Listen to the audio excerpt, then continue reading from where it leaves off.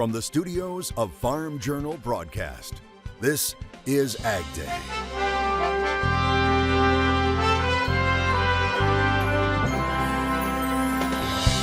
A presidential pardon. I hereby pardon. Yes. The story behind these free birds. Digging into the data. We do our fair share of testing on our farm. How poring over numbers now could help create a recipe for higher yields next year. As the new labor deadline approaches for the nation's railroads, the latest on what's at stake. Right now on AgDay. Good morning, I'm Michelle Rook. Clinton is on assignment. In just over 2 weeks, the U.S. could be facing a nationwide railroad strike. It comes after America's largest rail union, representing conductors, rejected a tentative labor deal with the railroads. But the nation's second largest rail union, representing engineers, ratified its own contract. Now, in total, 8 of the 12 unions have ratified the tentative agreement brokered with help from the Biden administration, but 4 rejected it. Now, in order for the contract to go into effect, all unions must ratify it. Now the negotiations are up against a Friday, December 9th strike deadline. And if even one of the 12 railroad unions goes on strike, the other 11 would honor the picket lines, shutting down the railroads. It's a big concern for agriculture because, according to the Association of American Railroads, railroads transport 1.5 million carloads of grain each year. Mike Steenhoek of the Soy Transportation Coalition says given the low water conditions along the inland waterway system, having this big question mark regarding rail service could not come at a worse time. Railroads have shown a commitment and a willingness to reach agreements based on the recommendations of President Biden's Presidential Emergency Board, and that's something that we stand by. I would say that I'm confident we can get a path forward for all 12 of our unions to have ratified agreements before any sort of work stoppage occurs. If the unions can't reach new deals before the strike deadline, Congress could order the railroad workers to remain on the job or return to work. And besides exports, some imports are also picking up, especially orange juice. Bloomberg reporting the U.S. is stocking up on OJ from Brazil following Hurricane Ian, and as citrus greening disease continues to impact Florida's citrus growers. Brazil's Secretariat of Foreign Trade reporting shipments to the U.S. are up 58% for the first 4 months of the season compared to a year ago, which could also drive up costs by as much as 30% here in the U.S. and in Europe by early next year. Ahead of Hurricane Ian hitting Florida, experts had forecasted the lowest orange juice crop in the state in almost 80 years, while U.S. stocks of OJ have hit their lowest in 45 years. Ongoing protests in Brazil are impacting the movement of grain right now. Reuters reporting truckers and other demonstrators are protesting the defeat of President Jair Bolsonaro in Mato Grosso. It says the protesters are blocking or partially blocking highways near farms and grain processing facilities. Earlier this month, you'll remember over 300 federal highways were reported partially or fully blocked, including the BR-163, the so-called soybean highway. Brazil's top public prosecutor authorizing the governor of Mato Grosso to mobilize police to clear the roads. Crime on the farm. Authorities say they have a suspect in mind after 4 people were found dead and 1 injured at a marijuana farm in rural Oklahoma. At last report, no arrests had been announced. The Oklahoma State Bureau of Investigation believes the suspects knew the victims. They were all found dead Sunday night at the 10-acre farm west of Hennessy. That's about 55 miles north of Oklahoma City. Authorities have not identified the victims or how they were killed. The 1 person who was injured was taken to an Oklahoma City hospital. The case is being investigated as a quadruple homicide. Many people in farm country may be getting ready to hit the road for the Thanksgiving holiday. Meteorologist Matt Yersovic is here to help you plan. Yeah, Michelle, a lot of people hitting the airways and the roadways, but we want to take a look at Thanksgiving travel, and it's going to be relatively quiet on this Wednesday all across the country. Some showers down in the south and some snow up in the northwest, but we're going to start here by looking at the northeast, parts of the Great Lakes as well. Take a look at this. A lot of green out there for those airports, not expecting any delays in this region. High pressure will have some sunshine out there, and then if we head down down to the southeast. Cold front coming across Florida may cause a few light delays there with regards to weather. Otherwise, just one more small system starting to get going in the center part of the country. Maybe a few delays for Dallas and Oklahoma City. And then some wintry weather in the Rockies could cause a few delays from Salt Lake City to Denver, even back up into the northern Rockies. Portland and Seattle could be a little breezy there along the west coast, something we'll continue to keep an eye on. Yields in the Fields on Ag Day is brought to you by Micro Essentials from Mosaic, the science of more. Discover our proven products. Text YIELDS to 31313. And Talon Shin helping to bring in the cotton harvest near Bentley, Kansas. He says he's seeing 1,600 to 1,700 pounds of yield on irrigated land. I'll have more on your forecast coming up. The recipe for high yields on Ag Day is brought to you by Tendovo soybean herbicide, raising the pre-emergence bar one clean row at a time. See how Tendovo delivers weed control without compromise at syngentaus.com/Tendovo. With the harvest wrapping up, farmers will quickly transition into looking at performance data to make some key agronomic decisions for the 2023 growing season. Many of them will also utilize information from their own on-farm trials and from university research to help them develop a recipe for higher yields. Kevin Kalb has broken the 400 bushel mark for corn various times on test plots on his farm. The 12-time NCGA Yield Contest winner says the competition pushes him to try new things. You know, a lot of guys don't believe in yield contests, but I tell you what, that's where you learn what corn responds to by pushing the envelope. I mean, we probably kill 10, 15 acres every year of trying certain nutrients to know what's too much and what's not enough. So we do our fair share of testing on our farm. Kalb says they also run their own hybrid plots and various on-farm trials and are relentless in their search for higher yields. If there's something new out there that we think can give us a boost in the arm, you know, on these yields, we try it. You know, and normally we try it 2 years in a row before we take it to the rest of the farm acres. Illinois farmer Alex Head says it's important to run a host of side-by-side trials on his farm to keep up with the ever-changing environment.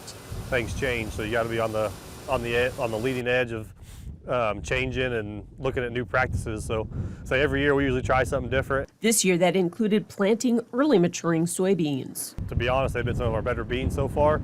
So yeah, I'm looking at planting some more early beans next year. And with the 2022 harvest in the rearview mirror, Head says he'll evaluate all the data from their trials to determine the hits and misses. Well, once we know harvest, we got yield maps and all that. We'll sit down and look at yield maps and planting maps and compare them and see what happens, see what we like, see what we didn't like, and go from there.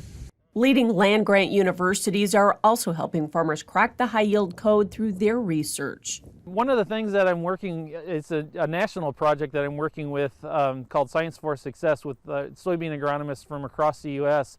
And we're looking at using nitrogen and sulfur, and if that can help us improve nitrogen fixation within that soybean plant. He says it's still early, but the data is already showing some important trends. We can apply a little bit of nitrogen and sulfur, and it doesn't necessarily hurt the nitrogen fixation from the soybean plant. But if we apply too much nitrogen in particular, that will drastically decrease the nitrogen fixation that occurs within the plant. Licht says Iowa State has a network of growers across the state conducting on-farm trials on new products, practices, and technology to find the recipe for high yields. Be looking for this in your mail. USDA is sending out information about the 2022 Census of Agriculture. The agency says the Ag Census, which is taken every 5 years, is the nation's only comprehensive and impartial ag data for every state, county, and territory. Officials say by completing the survey, producers across the country can tell their story and help generate opportunities to better serve them and future farmers. When you think about the census, it measures the structure of U.S. agriculture, how much land is involved, how many producers, the value of sales, demographic characteristics. These data are to measure used for decision makers, to measure the results of disasters, weather conditions, the economic issues and conditions affecting producers. So it's very, very broad and very comprehensive. in the ways that it can be used. Officials say the fastest way to get it done is to go online at agcounts.usda.gov and enter the code mailed to you. Paper questionnaires will be sent out next month.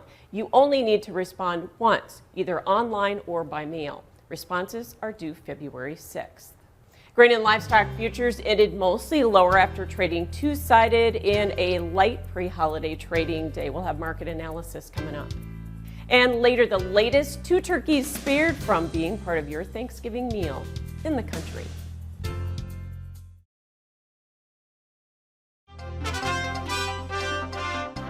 A mostly lower day on Tuesday in grain and livestock futures trade. Joining me is Randy Martinson with Martinson Ag. And grains drifting, Randy, and certainly looked like some very thin pre-holiday trade.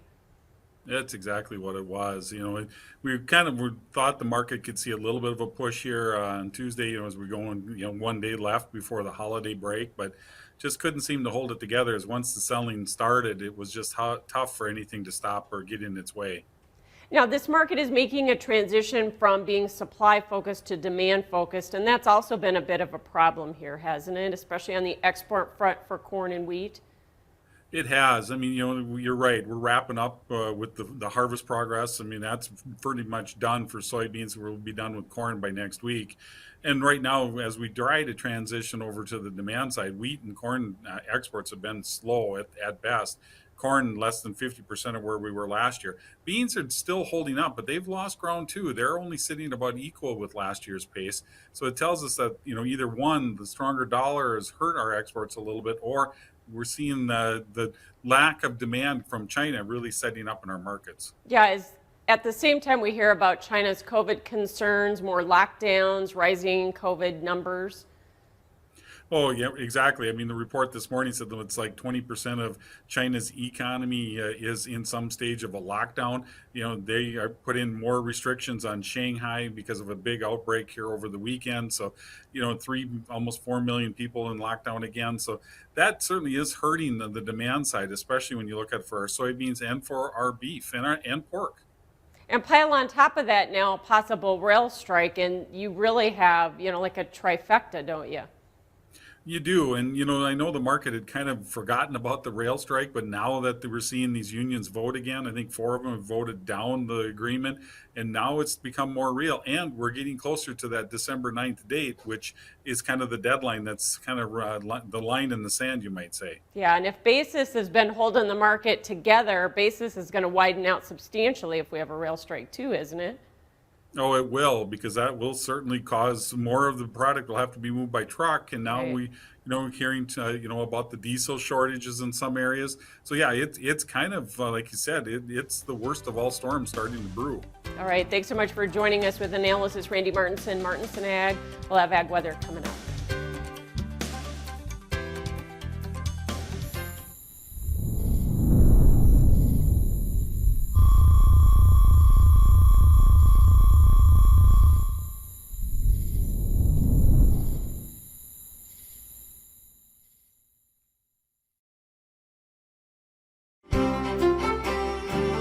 And we want to start by taking a look at our jet stream. We've had a lot of temperatures kind of fluctuating across the country with winter weather about 2 weeks ago, and now we've got some warmth back into the area. But we've got to take a look at this as we head deeper into kind of the start of the month of December, coming up pretty quickly. So here's a look as we head through Wednesday. Not much going on, but we will be looking at a big dip in that jet stream, a system starting to get going back in the Four Corners region. And that could pull some colder air in. We could be looking at maybe some snow on the northern side of that there, parts of the southern Rockies and Central Plains. And then that's going to pull some warmer air into it as it slides off to the east. But then watch as we head into next week, a couple of big dips in the jet stream out to the west. That's going to pull some cooler air in while allowing the warmth to surge up the east coast. So something we'll continue to keep an eye on there. But here's a look at the temperatures as we head through this afternoon. 40s up to the north, 40s and 50s over in the west, 60s and 70s down to the south, and still nearing 90 in Miami. Now, there will be some chillier air in the east as we head through tomorrow morning. Same thing back in the Rockies, where some of the areas are going to drop below the freezing mark, but then it'll get warmer again, especially in the south and in parts of the east. Warmer air surging out ahead of those chances for rain. Meanwhile, some cooler air on the backside of those systems back in the Rockies and the Pacific coast. So here's a look at our national map here. You've got this system here moving through the middle part of the country. That's going to start to pull a lot of moisture in with it, and then some cooler air starting to pull some showers and snow showers into the Rockies. This system's slowly going to move eastward and eventually could be seeing some snow on the backside of that system, but otherwise most of the rainfall going on in parts of the south and up the east coast, something we're going to continue to watch. Only looking at snowfall there in the parts of the Rockies and potentially the Central Plains, and we'll continue to track that right here on Ag Day. And that's a look around the country. Now let's take a look at the weather where you live.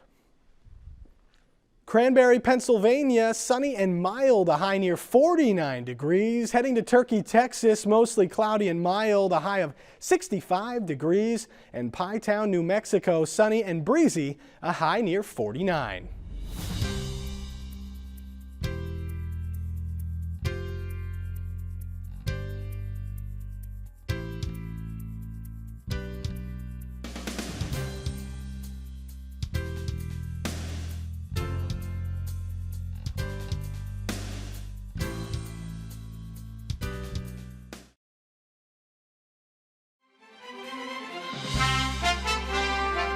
Weed Warriors on Ag Day is brought to you by Fierce, a pre-emergence herbicide with 3 formulations. Learn more at valent.com/fierce. Always read and follow label instructions.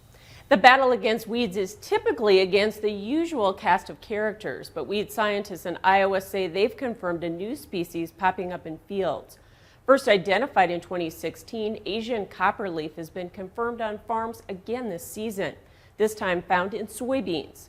Asian copperleaf is native to China, Australia, Japan, and other countries in that region. In the spurge family, both times it has been found, the weed was growing in thick weed patches, but wasn't found until the crop was harvested. Retired Iowa State weed specialist Bob Hartzler says it's worthy of concern. We really don't know how big the problem it could potentially be. What we are concerned, it's native to China. It's also, I think, in Australia, and it's evolved resistance to several herbicides, including glyphosate and the group 14 herbicides, the PPO inhibitors. So, most plants, if they're not a very good weed, don't evolve resistance to herbicides. So that this has evolved herbicide resistance in other cropping systems. So it's something to keep an eye out for. I don't see it becoming another water hemp or velvet leaf, but it looks like it has the ability to spread and potentially increase growers, weed control costs. He says the Asian copperleaf seems to emerge late, fills in areas with thin stands, and does better in cooler temperatures.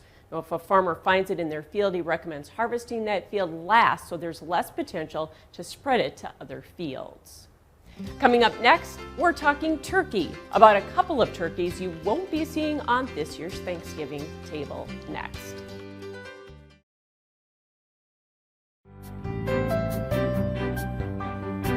The holiday season is getting underway across the country, and at the White House, where President Biden hosted the National Thanksgiving Turkey presentation, Chris Wynn is in Washington to talk turkey. President Joe Biden making much ado about stuffing at the 75th anniversary of the National Thanksgiving Turkey presentation with some political puns. The votes are in.